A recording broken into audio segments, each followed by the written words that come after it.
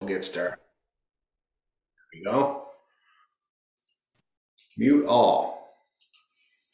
All right. Okay. A lot of fiddling happened today. I think I taught like 5 people. So about 5 hours of talking about and playing the fiddle. So she's working good.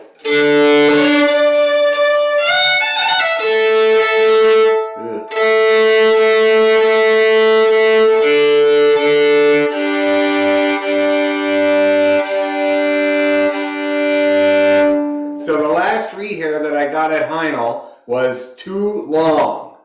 And that's a term when they talk about rehairs, they talk about long ones and short ones. So a long one is when they use hair that's like the length of the hair is just slightly longer. And some people like that because of humid environments. So really humid environments, the stick gets bigger and a lot. And so if you have longer hair, it kind of takes that into account. So many of the classical guys that I know, they get a longer rehair in the summer when they're out playing at summer festivals and stuff like that. The shorter rehair is for the dry months. I took my bow in to get rehaired, and I took my friend Brian's bow in at the same time. And Brian said to me, "Tell John that I want a little longer rehair because I like to play the wood," which Brian does. He has no problem playing the stick of the bow at all. And so I think they might have done us the same rehair because I'm fine that I'm playing the wood all the time. And the worst of it is look how many hairs I've lost since I got my rehair, which is a lot, not my usual. See that? So it's kind of, it's too long of a rehair. And that's what happens when you have too long of a rehair. So that's your little lesson about rehairing bows for this evening. Okay, let's warm up our G major there, people. It's good to know this stuff. I didn't even know there was a long and short rehair until I was like 25. So it's good to learn this stuff. Okay, I'm going to get my tuner on so you can trust me. We're going to play a G major scale. 1, 2, 3, slow.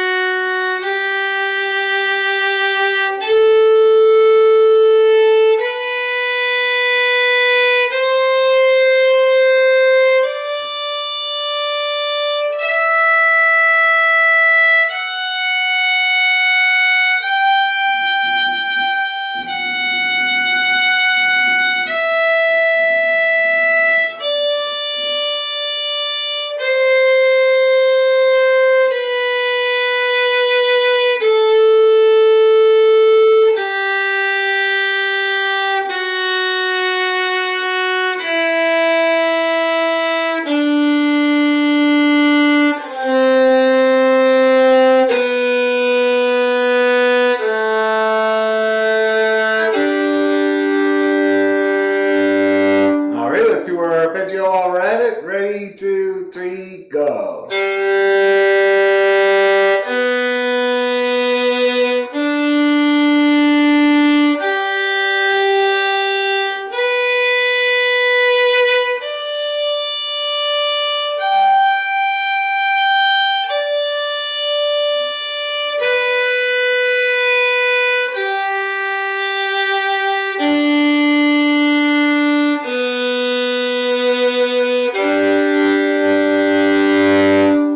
How's everybody feeling about their key of G?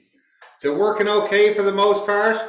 Yeah, no problems? Okay, let's go a little faster then. Just a bit. Make this window a little smaller here. Hold on. So I can see my tuner really, really well. Oh, whoops, that's the metronome.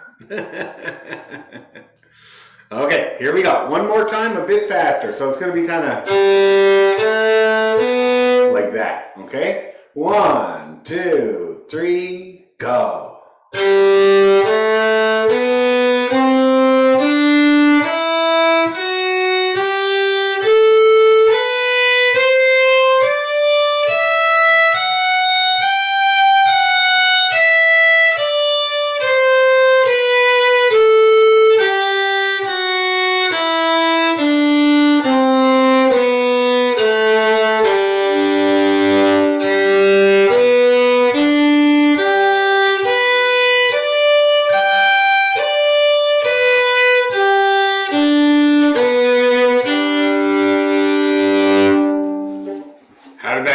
everybody. How was your batting average? Not bad? Pretty good? Let's do one more. Just because some people went like this. So let's do one more. 1, 2, 3, go.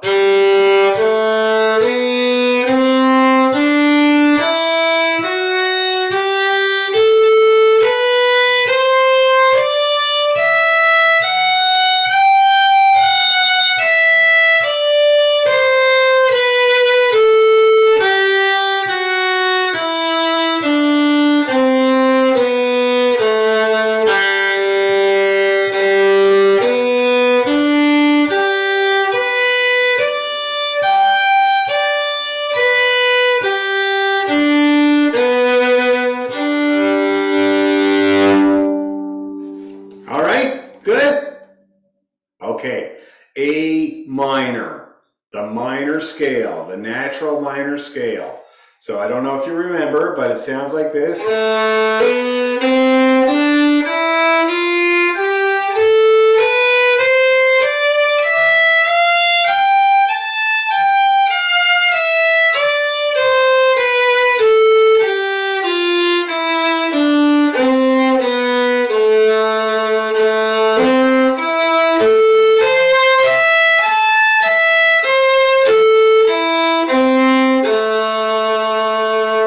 The A minor scale. That's how it should sound. So sad, eh? Such a sad, dark sound, the A minor scale, my God. It's not the saddest of all keys. Apparently that's D minor, which is a very sad key. But this is a pretty sad key, okay? So, to get A minor, just a reminder, you use the same position as C major, okay? Now, the only change that's going to be, check this out, I'll show you. On the G string, you got regular old first position. Okay, really easy. A, B, C, natural. On the D string, you got a pulled back 2. Okay? On the A string, you also have a pulled back 2. Okay, just like the G major. On the E string, you have a pulled back 2, but you also have a pulled back 1. See that? So you got a space between all 3 fingers there. A space between them. A full, they call that a full tone.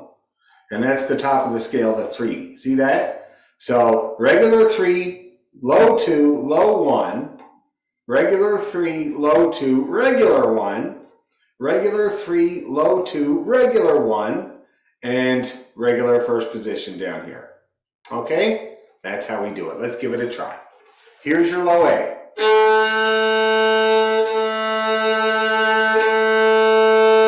Okay? Let's do it nice and easy. Ready? Go.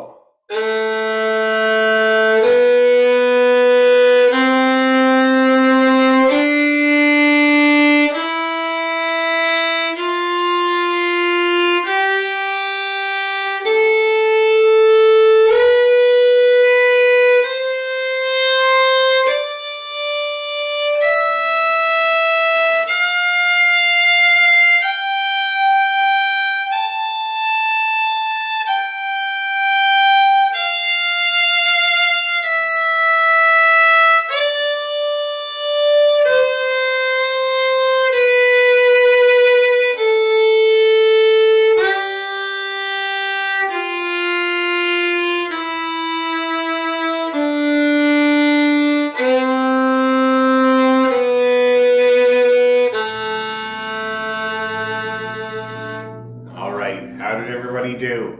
Did it feel okay? I wasn't 100%, I have to say. I had a couple of slightly out ones. How did it go for you there, Deborah? You getting the idea with that one?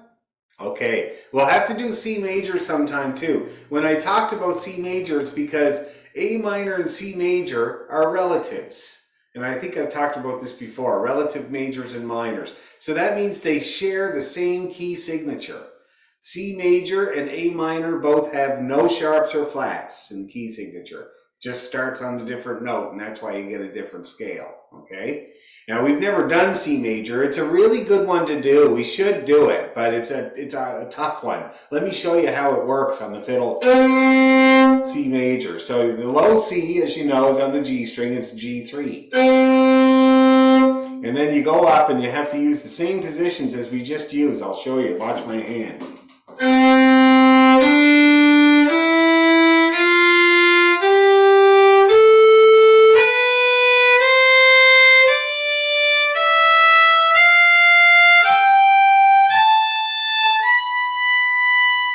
the B, and then to get the C, you're stretched. See that? That's the high C. And then you come back down, there's the B.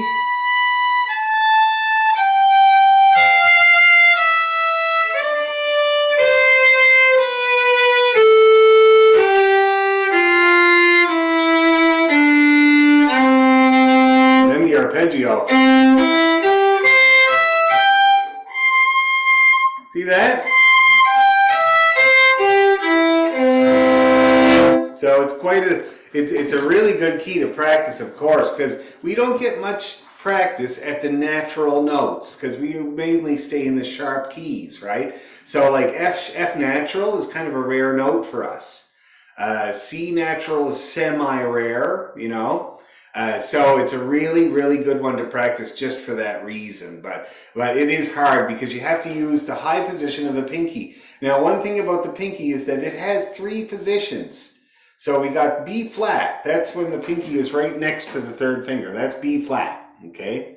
Then we got B natural, which is the little gap between the third finger and the pinky.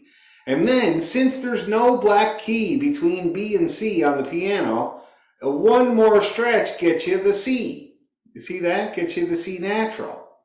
So just like the other fingers have a stretched position, right? So does the pinky, and it can get the C natural up there, okay? And it's a really good idea to practice it because I don't know anybody that I've taught ever that didn't complain about their high B being flat. If you practice C major in 2 octaves like that, you'll never complain about your high B again. Because if you can get the high C in tune, the high B is no problem at all. You see what I mean? So it's a really good one to practice, but I feel like we need a little bit more work before we attempt it because of that big stretch and getting used to this positioning, okay? So that's how C and A are related, and we will do C major. Now that I've distracted you, let's do it again. A minor once more. So here's your A. Okay? And let's do it. Ready, 2, 3, slow.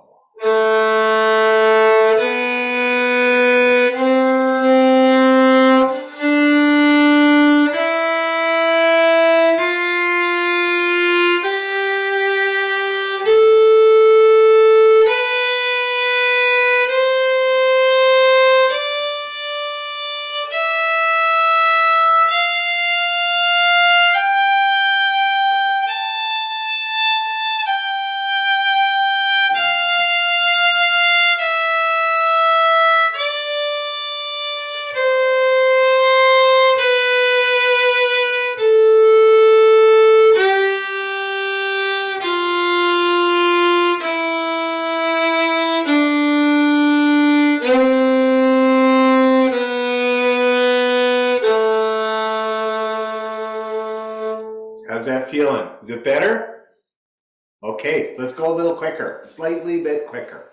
A 1, 2, 3, go.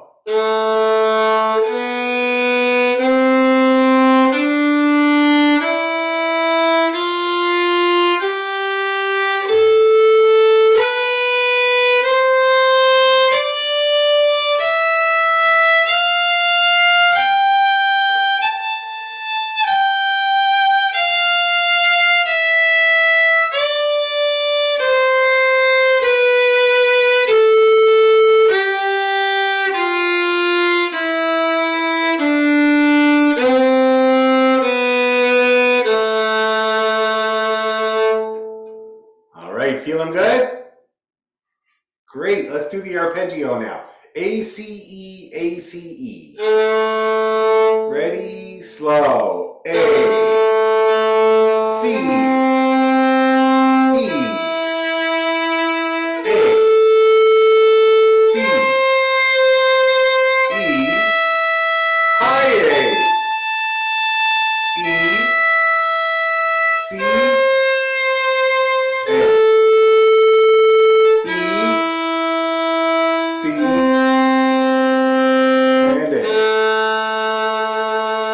Okay, so that's for anybody that's wondering, that's 1, 3, 1, open, 2, open, and then your high A at the top there, okay? So 1, 3, 1, open to open. Arpeggios are always like that. They either do the odd numbers first or the even numbers first. Always. Let's try that again. Okay, 1, 3, 1. Ready, go.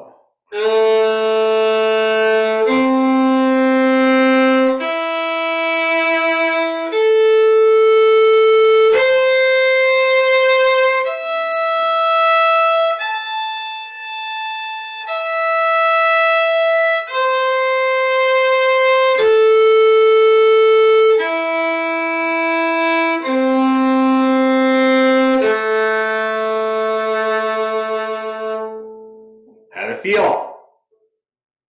Getting in there? One more time, one more time. 1, 3, 1, open to open. Ready, go.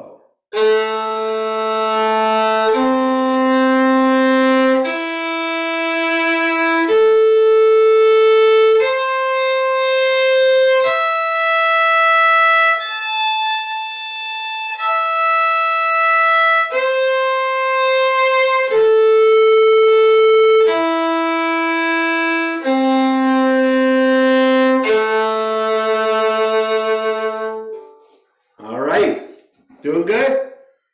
Okay, that's A minor. Now, before we move on, I want to do one more time, except I want to do the scale followed by the arpeggio and up a little tiny bit with tempo. Just the tiniest bit.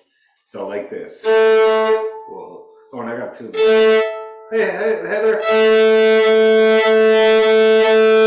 Great hat. So. That's how fast we're going to go. Put your helmets on and put your cars in gear. 1, 2, 3, go.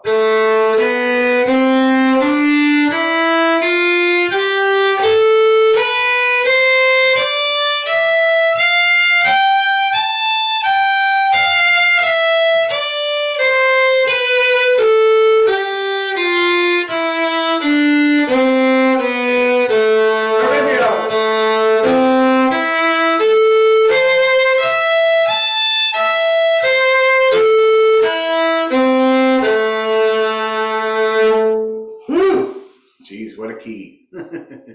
There's a lot of music in the key of A minor. Oh my God, so much music. I could probably play for 2 hours in the key of A minor without repeating anything. So it's good to get good at that key. Any questions or problems about the key or the scale or the arpeggio or anything? No? That's great. Excellent. Okay, so Cliffs of Moher. Now we missed a week with it. Let's see here. Where is she? Yes, Bill. I don't have that one. I will send it to you right away. Okay. Cliffs of Moher. Bill.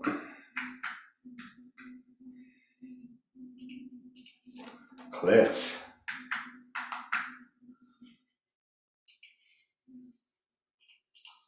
Cliffs. There we go. Alrighty. Okay, I sent it to you there, Bill. You'll have it in a sec. So now I am going to play it while you're looking at it to remind you how it goes, etc. Where are we at here? Come on now, give me the Cliffs. There she is. It's a decent version too, if I remember correctly.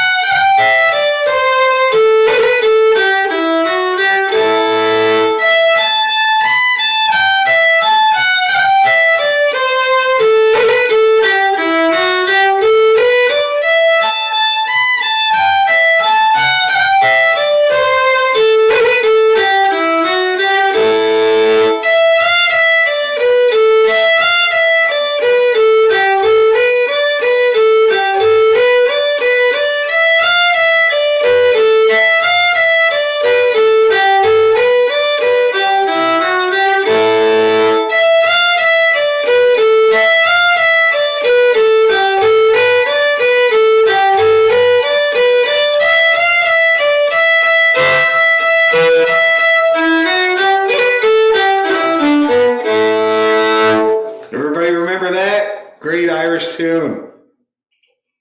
Spooky one. Okay, shall we give it a try? Slow. Really slow.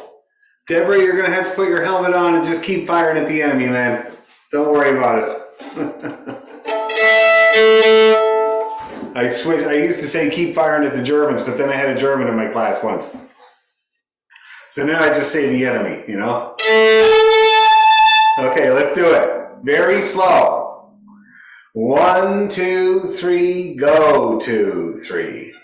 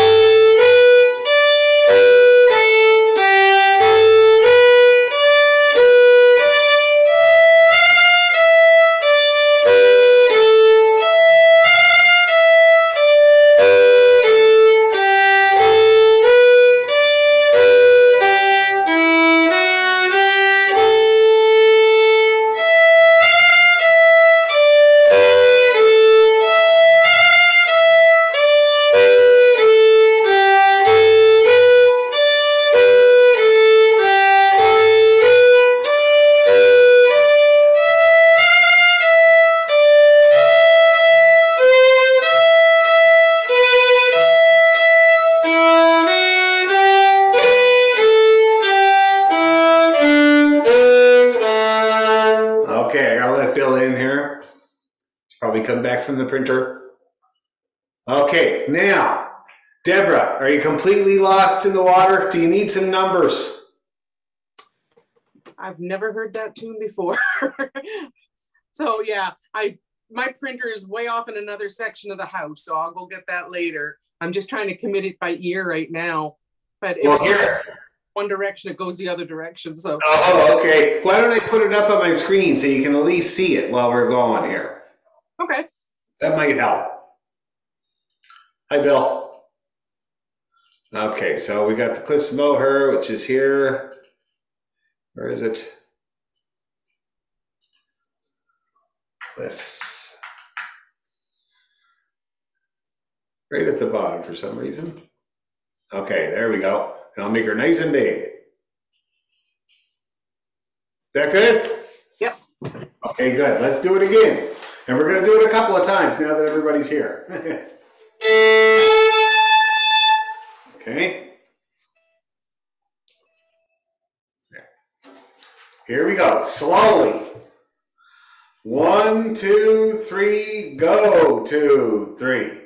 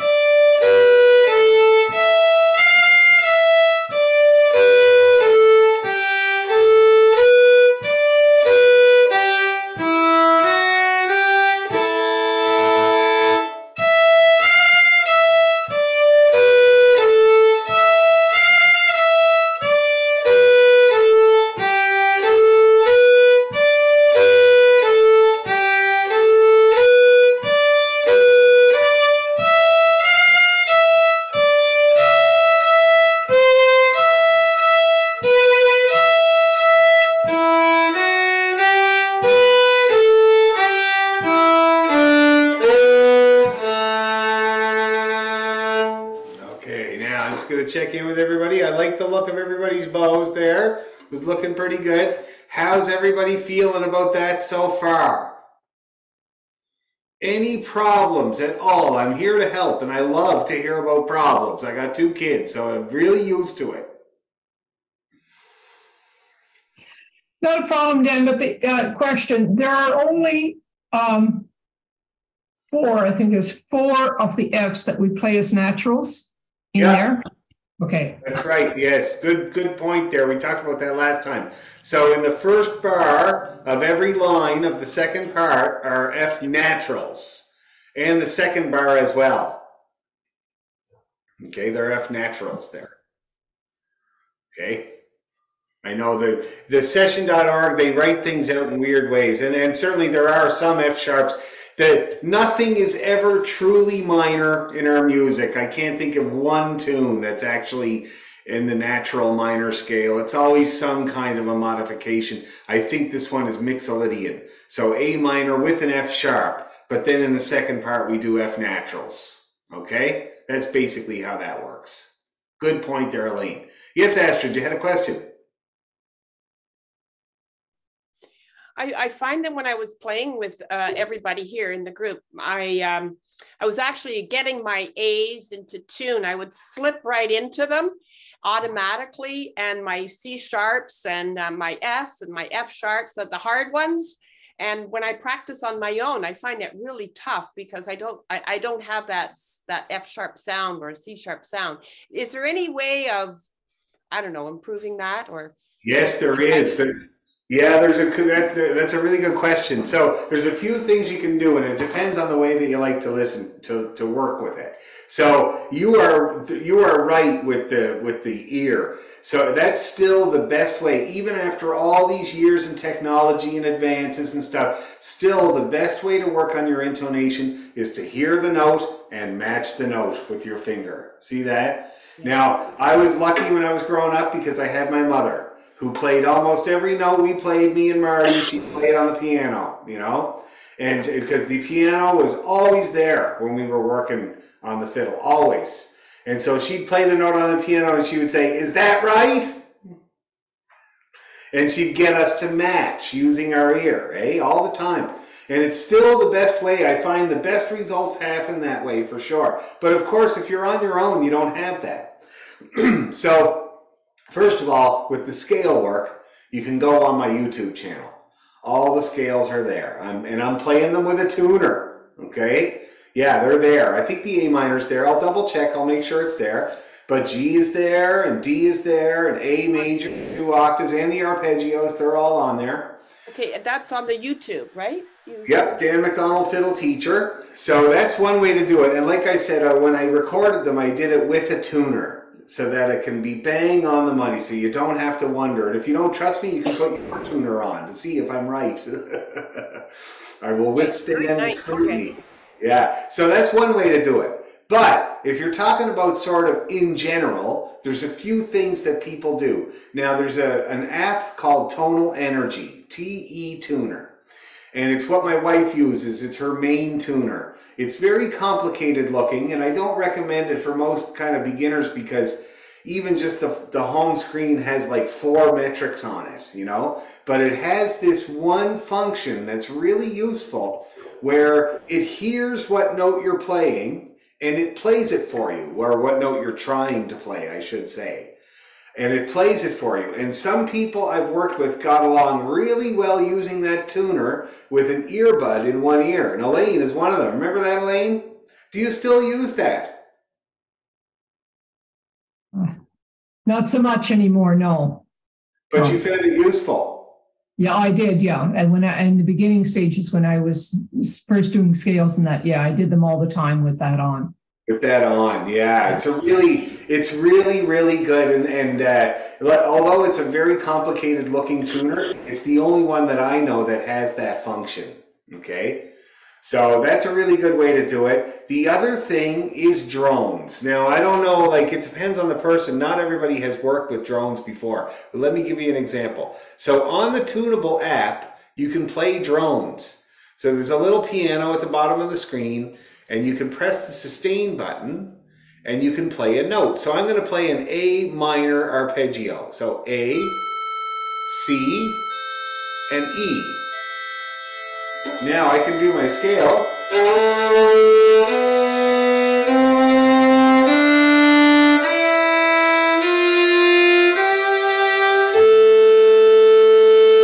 See that? And I'm tuning to the drum. Now I'm going to do it at a tune.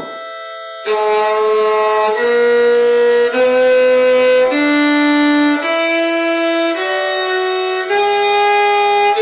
hear that? You can hear, you can tell. So and a lot of, my wife works with drones a lot. For a while there, she had these drones that she was working with. I called it celestial music because it was a very strange sound. It was like a clavichord or something like that, this bell type of sound. But it was specifically designed for working on intonation, and it plays you these drones, but with every frequency represented, everything, the whole range of each note. And she worked with that quite a lot, and it really strengthened her a lot. So drone work can be really good if you have the ear for it. Now, Astrid, I noticed that you do, because when I was playing in tune, I could see the kind of that type of thing, and it really is unmistakable, eh? That's the thing, when you get up there with the drone. And then when I played flat, I mean, I could see everybody's faces kind of fall, like, oh God. So you can tell, so it's easier to tell. So that's one way to help yourself as well. Okay, but still the best thing is to hear that note and match the note. So the YouTube channel would be really good, as long as it's slow enough. So that's the other thing. Okay, good question, very good question. Anybody else have good questions like that before? Yes, Lena. So if the notes are all the same as C major and A minor, this tune is in A minor, why couldn't you say this tune is in C major?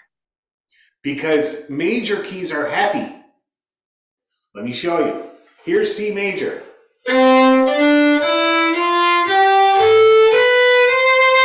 You hear that? Hunky-dory, everything makes sense, right? Here's A minor.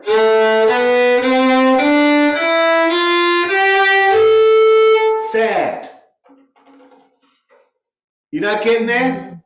Well, I can hear it when you do the scale, but if you're not in the scale and you're just playing a tune, then... Well, this tune is a minor tune, like this here.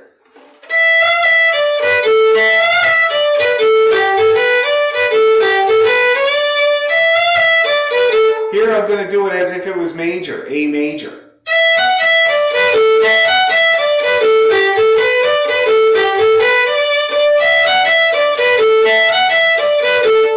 Difference there? Yeah, I can. There's no blues in my brain.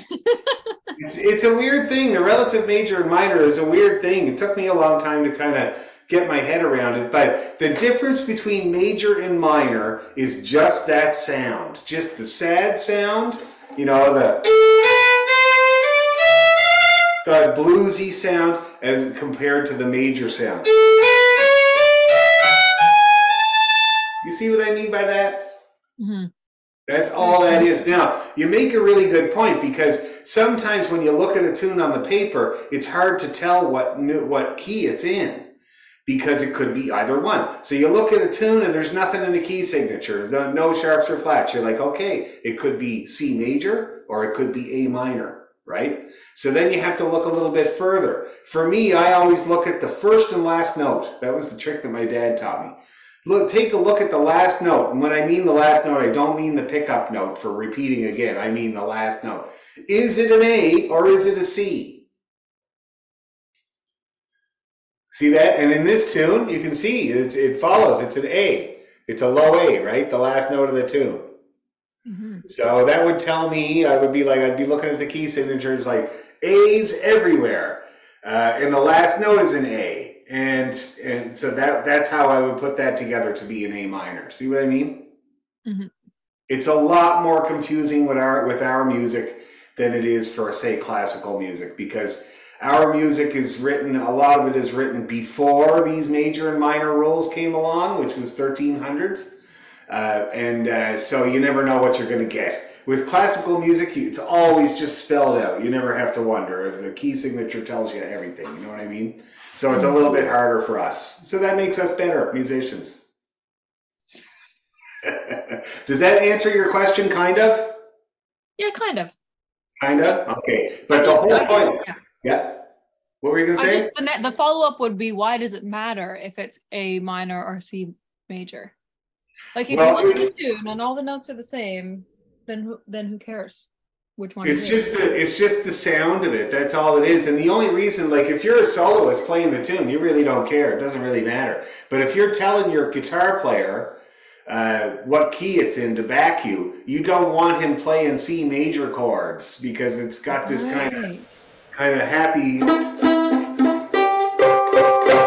Wouldn't go along with the bluesy sound of what you're doing. See what I mean? Okay. Yeah. Yeah.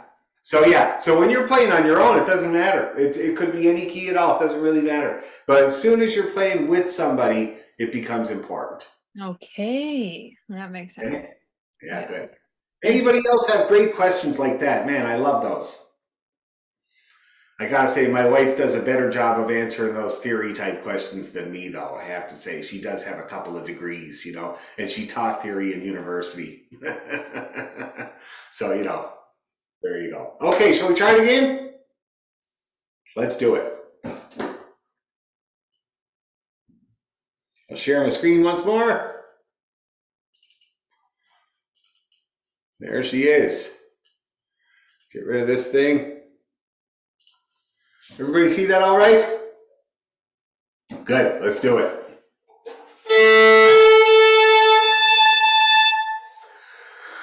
1, 2, 3, go, 2, 3.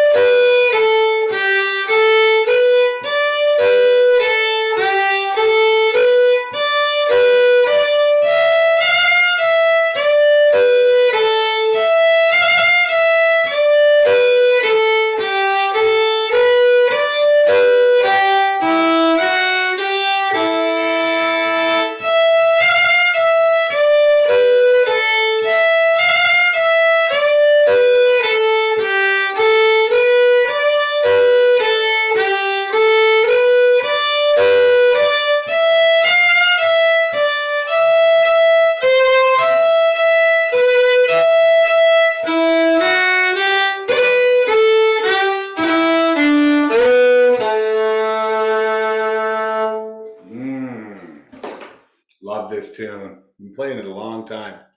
Gonna just check in with everybody. How we all doing with the Cliffs of Moher at that little bit faster speed? Still working out? And how you doing, Deborah, with it? Is it going in there? Man, getting little snippets of it. Okay, yeah. Now, this everybody learned this off of a video that I made because I wasn't here for 1 week, and I go through it phrase by phrase like I usually do. So you can, it's on the YouTube channel. You can go and check that out if you need kind of more help with it to get into the phrases. Okay, that's good. Okay, yeah. Held that last note. What's that? I said I nailed that last note. Oh, that's good. There you go. Okay, how's everybody else doing? Anything in the way of going a bit faster, do you think? Anything at all, as I'm willing to try it. Okay, we're going to do it. All right, Deborah, get your helmet on. Here we go. So it's going to be like this. To prepare yourself. Here we go. 1, 2, 3, go.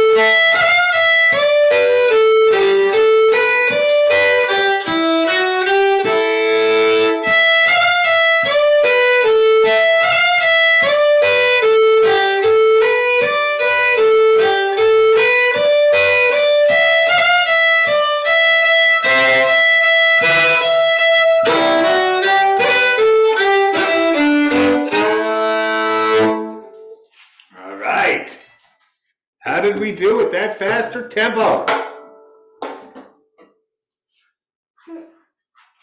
Oh, hey, girl. Okay, you gotta plug in Mommy's computer, but yes, you can, of course. You gonna plug in Mommy's computer? Okay, good. That was Sylvia, the girl. She is addicted to podcasts. They are called the Story Pirates Podcast, and it's actually quite funny. It's where kids write in their... What?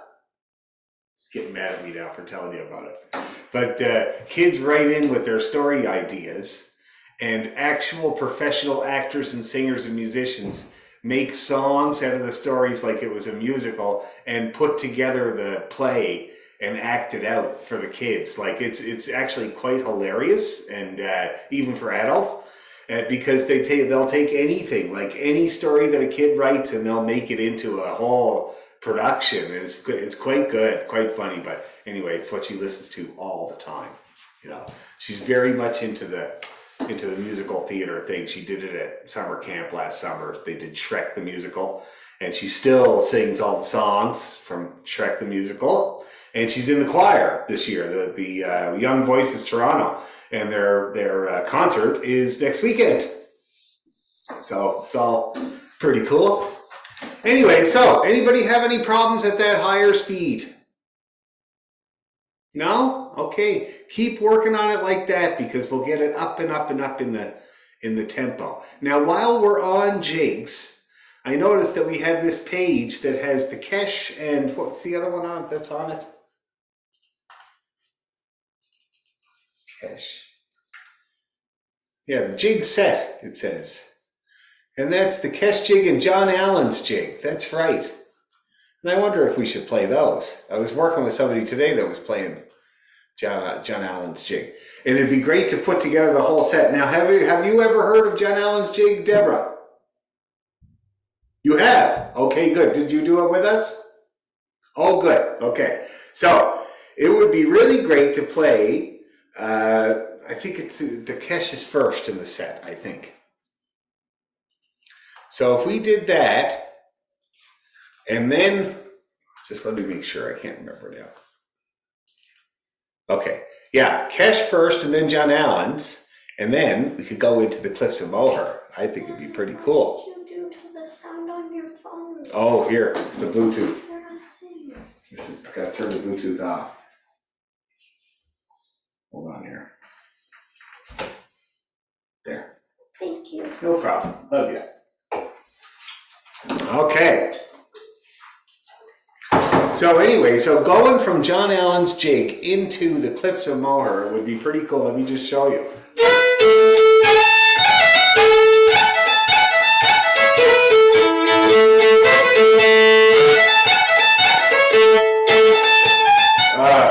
I blanked on it.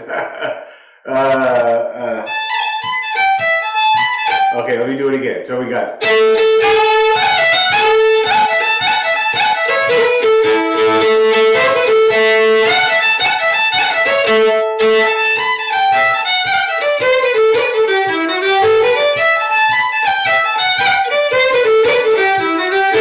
See that? Now this is a good example there, Lena.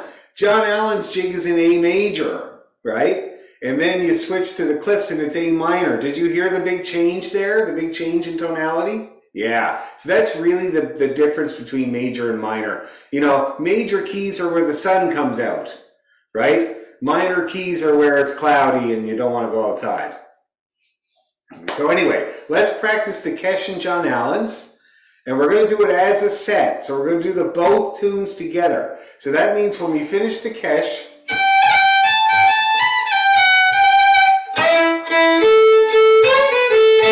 that's all it is. The transition, that's all it is. The trick is to hold that G, that high G, for long enough so you don't start John Allen's early. That's the hard thing. Because you guys know how hard it is to hold those dotted quarter notes out for their full length. You have this idea, this instinct to kind of get on with it. But when you're hooking two tunes together, it's even more important. So let's pick a tempo that's going to work, like this maybe.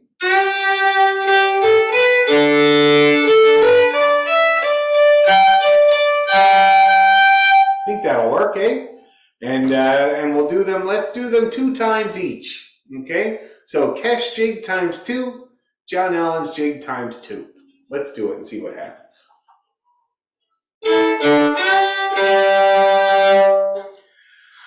1, 2, 3, go.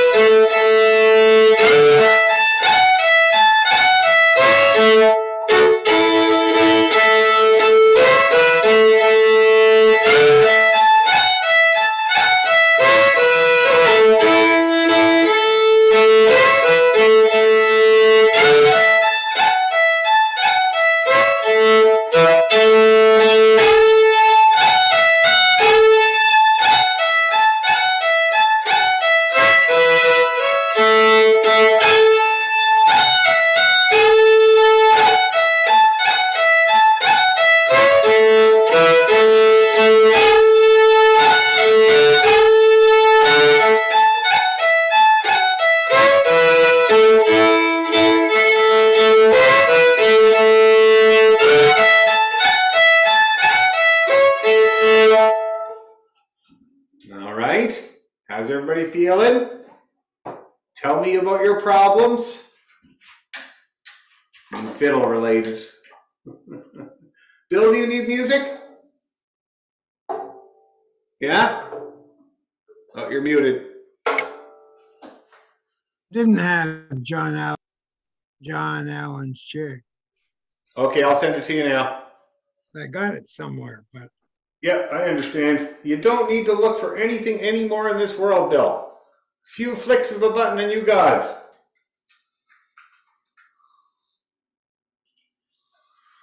Okay, John Allen's.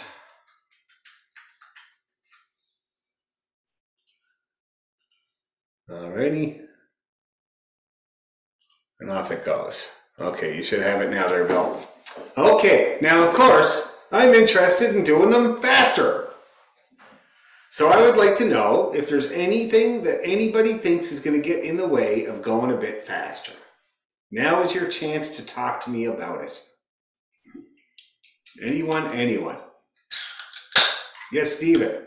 Maybe not for John Allen's jig, but definitely for the cash. So that means you can go faster for the cash, or I cannot go faster with the cash. Okay. But it's new to me. I'm still figuring out. Yeah. Okay. Is there any part in particular that catches you? I think the second part of the first line, all of the 3 notes, the 8 notes. Yeah. And So then there is the roll. I don't even try playing the roll. I just play the dot. just play a long note. Yeah, that's fine. I mean, rolls are great and everything, but you got lots of time to get rolls, you know? For now, the rhythm is more important. So now are you talking about like 4 bars in? Yeah, starting from the second half of the second bar and then going on to the third and fourth bar. The third and fourth bar. So it's just those 8th notes. Yeah. Now, if you look, you can see that in the first bar, those 3 notes, that's just a scale up. Yeah.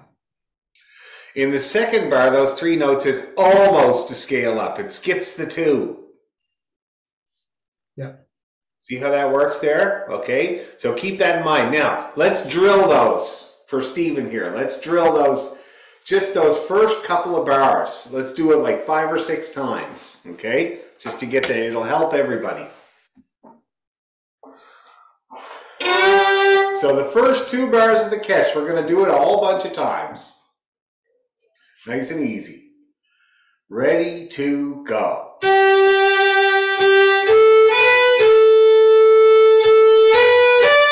Let's do it again. Ready to go.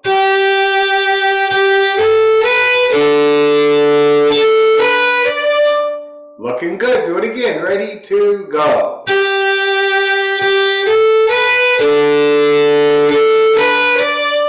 Okay, now we're going to go a bit faster.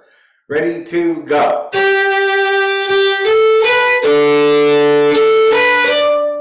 Looking good. A little faster. 1, 2, go. Looking good. One more time to be sure. Ready to go. Yes, that looks good, Stephen. Think that's going to work out. Okay, very good.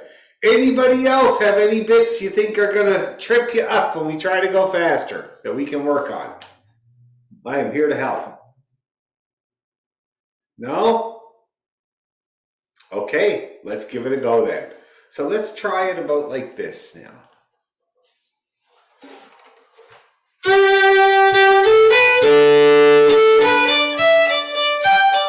Okay, and let's just do it, no matter what. Helmets on, guns up. 2 times each. If you miss a note, leave that guy by the side of the beach and keep running. 1, 2, 3, go!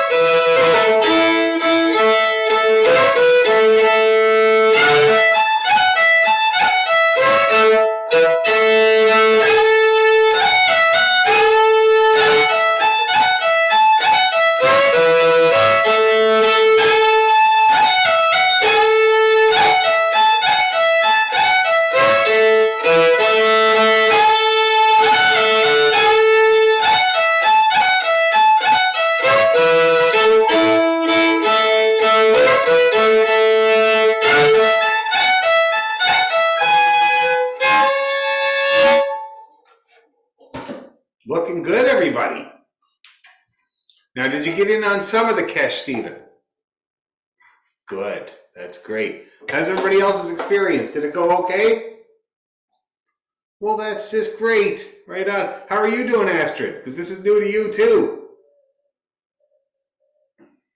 I'm struggling getting those high A's and making them sound right. Which way are they? Pardon me? Which way are they? Flat or sharp? Oh, I think they're flat because I'm not just I'm hitting them too short with my fingers. I must have short fingers or something. Yeah. I have the smallest hands of any man I've ever met, so I don't think it's that. And one thing, now the third fingers being flat is a very common problem. Very, very common problem. And it's mostly, in my opinion, my experience, has to do with the fact that when, first of all, when you put that third finger down on the E string, are you putting all three down or just the third finger? It's just the third finger. I haven't mastered this putting all three fingers down. Here's how you master it. You do something that I call drop downs. So you put your tuner on. Okay, yeah. I'm going to share my screen. I'm going to go through a couple of drop downs for Astrid here. I've done some drop downs for these guys, but I'm going to share my screen and I'm going to show everybody, just to remind you how to do the drop downs effectively. I find that this particular exercise is the best way to strengthen grabbing notes in tune on the first try. Okay. So we're going to use the high A as an example. So first of all, it's also a chance to practice putting all three fingers down. So I play my open E, and then my ear kind of goes E, F, G, A. So I kind of have an idea where that A should go. And then I bring it down. Flat. Oh no. Okay. So now I make another attempt, knowing that I was that much flat.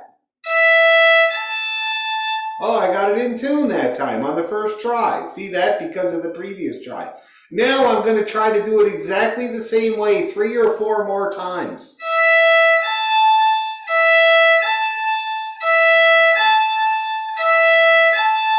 See that? Now I've just practiced getting it in tune on the first try 4 times. Wow.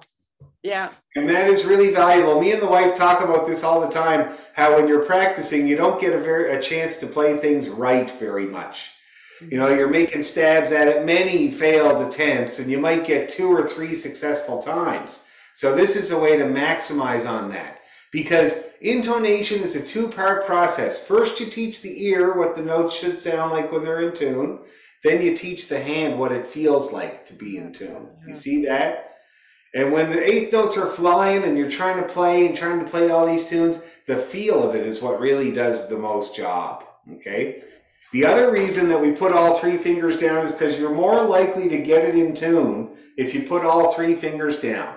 Because when you're looking for the note with 1 finger, it could be anywhere. See that? Yeah, yeah. Put all 3 fingers down, you have at least a little bit of reference.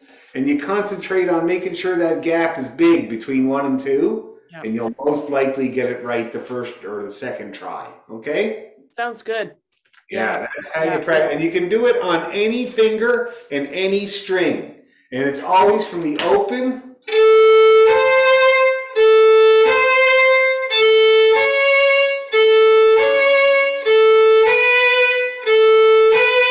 Just like that. Any finger, any string. Okay? You got to use your tuner though, because there's no point doing it if you just keep doing it out of tune and not realize it. See what I mean? The third finger notes are nice because you get a ring. See that? If you're not in tune, no ring. That's the best one on my fiddle, the D. See, it's still going. Now it's flat. No ring. See that? So the third finger notes are really good to do that with the G and the D and the high A. But the other ones are very important too. I find it ultimately important to practice doing drop downs on your first finger. Really important because everybody puts that one down flat. Okay? Good point. Glad you brought it up. Anybody else have anything they want to bring up about any of that business that we just did? Could we go over the transition between the Kesh and John Allen? I plugged it both times. You plugged it. All right. Yes, okay. So let me do it again. I'm going to show you again. So.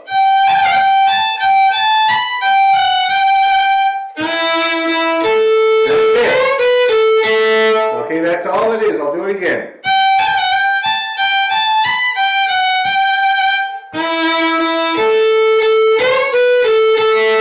And again, like I said before, the hardest part of that is holding out that high G for its full length of time. Okay? And then the second most challenge is to hold that E, the first E, for the proper length of time, which is a quarter note. So again, the danger of cutting it off short and being ahead of everybody. You see what I mean? So let's practice that, guys. Let's do the last 2 bars of the Kesh, the first 2 bars of John Allen's, and let's do it a few times. I'm going to hydrate. Too much talking. Okay. That's what we're doing. Last 2 bars of the Kesh. 1, 2, 3, go. Here we go.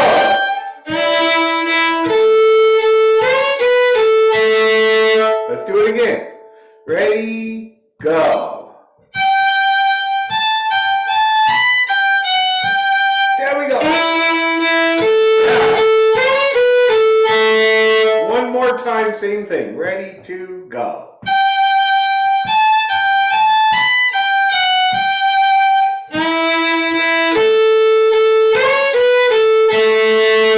Okay, is it good? Is it better? Very good. Now, take a little breather, roll your shoulders out. We're going to do the whole thing one more time. And then we're going to leave it, do something else. I hear that the boy is home from Taekwondo down there. Hope he had a good class. Very good for him. But they work him hard, my God. They just don't let up the whole hour. It's just like work, work, work, which is a good thing, right? Okay, here we go. One more time, 2 times each. It's going to be brilliant now. 1, 2, 3, go.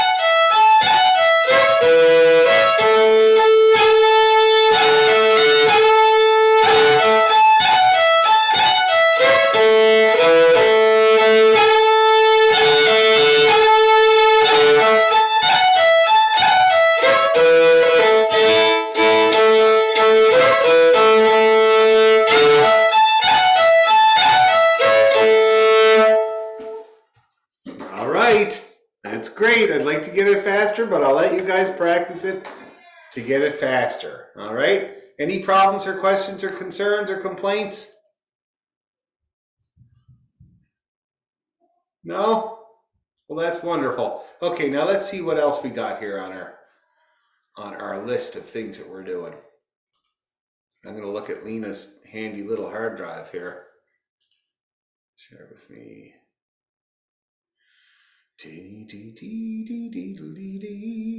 Now, where is that folder? Fiddle Club. Fiddle Music. Is that it? Yes, little tunes. Love your labeling there, Lena. Excellent. Okay, let's see. Music with fingering. So, yeah, I wouldn't mind doing the reels. I think we worked on High Road to Linton, right? It would be good to work on that. Have we got any other reels? Did we do any other reels? Is that the only one we did? Drowsy Make. Silver Spear. Let's get out the Silver Spear, everybody. And if anybody needs it, I can send it. You need it, Astrid? Yeah, please. Okay, no problem. This is a big one there, Astrid. Everybody, this is a tune that's played everywhere. Astrid. So this is the Silver Spear. And this is an Irish tune. But it's played by everybody in Cape Breton and Scotland and everywhere. They play this tune. Okay. Okay, there you go. Sent it off to you, Astrid. Now, if you're looking at the music, because it's been a while since we did this tune, so if you're looking at the music, which I hope you are, I'm going to play it a little bit. Deborah, were you around when we did this tune? Oh, good. That's great. Okay. We haven't touched it in a long time. So I'm going to play it now. Everybody's going to listen to it and refamiliarize yourself with the tune. Okay? I'm going to put it on my screen so I don't improvise. Okay. Silver Spear. Not to be confused with the Silver Spire, which is another great tune that we played at the session there on Tuesday, actually. But they get confused all the time because of the title. So the way that I remember it is this is the Silver Spear, so that's the killing tune. And the Silver Spire is the praying tune. Just very expensive praying.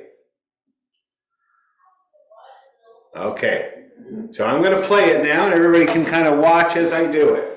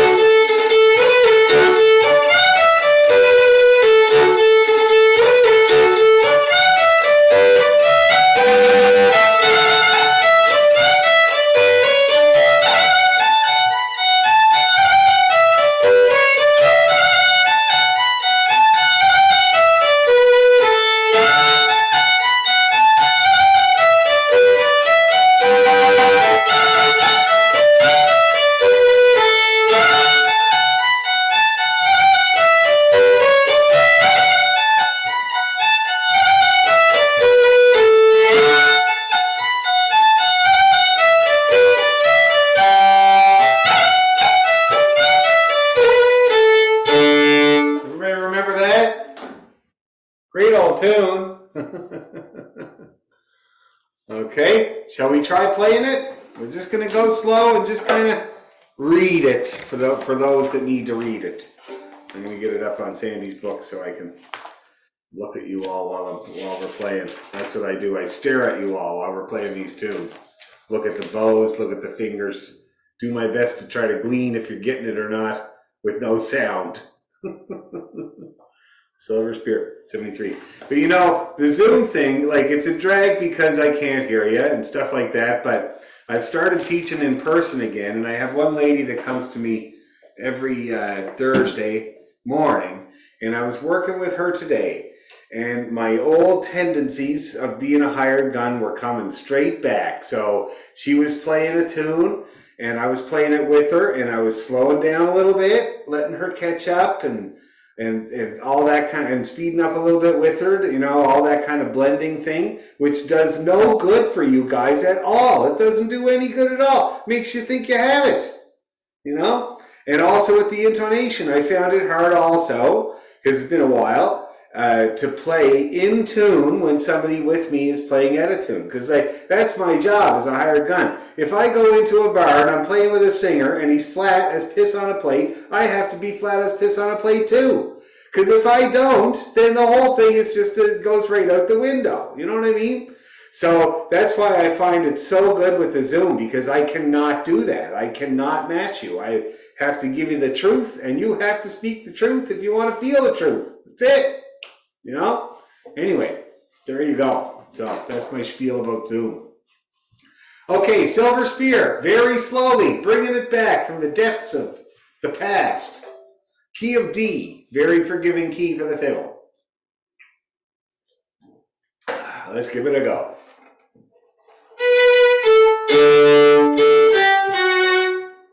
Okay, let's see, a manageable tempo.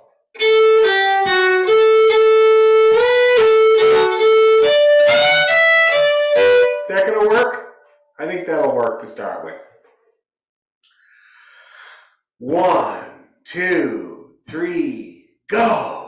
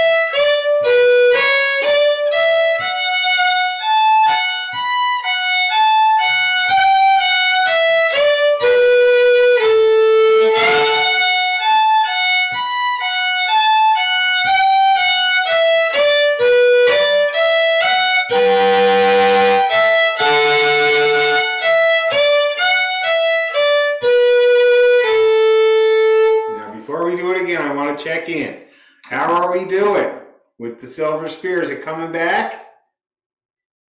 That's good. Steven, you getting along okay with this one? Oh, that's great. How about you, Astrid? You getting along okay with this one? Not bad. It's brand new, I know, yeah. Have you ever heard it before? Is it something you've ever heard? Oh, really? Wow, okay. It's a very popular tune, so you'll be happy to get it. It'll be good for you to have it. And it's very typical for beginners. It's in the first part of Sandy's book. Okay, shall we try it again? Let's do it. Please stop me if you have any questions at all. Don't hesitate. Just stop me and I will help. Okay, let's do it again. Tiny bit faster. And I forgot to mention that we're starting right on the F sharp. We're not bothering with the pickup notes when we start the tune. We're going to start right on the F sharp. Beat 1. Okay. 1, 2, 3, go!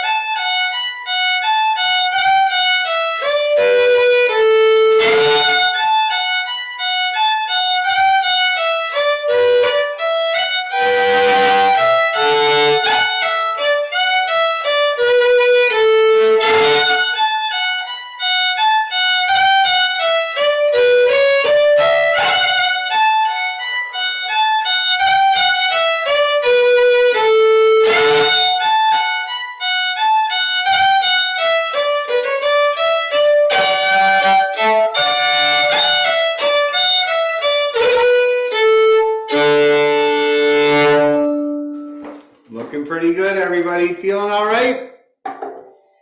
Okay, so keep working on that one too, and we will get it faster and better. Okay? That's great. Now, I wouldn't mind, I had a tune in my mind at the very end there that I would love to learn at some point, and it is, oh my God, it just left my head. But, oh yeah, a jig called Irishman's Heart to the Ladies. Has anybody ever heard of that tune? Very well-known tune. Let me play it quick for you there. Just trying to think of all the beginning tunes you're supposed to learn.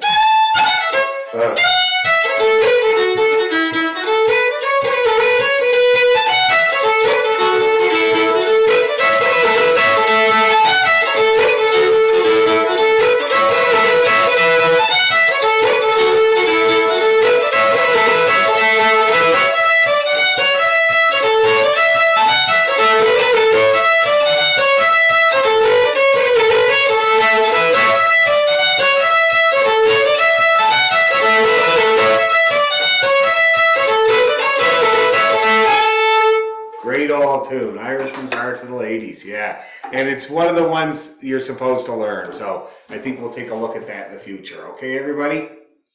I'll make a video. Thanks a million. Oh, next week. Next week, my orchestra has to have their rehearsal on the Thursday rather than on the Wednesday. So I will be making a video, and it will be Irishman's Heart to the Ladies. It'll be a whole lesson on learning Irishman's Heart to the Ladies nice and slow and bit by bit. Okay? So video next week. Thanks a lot. See ya.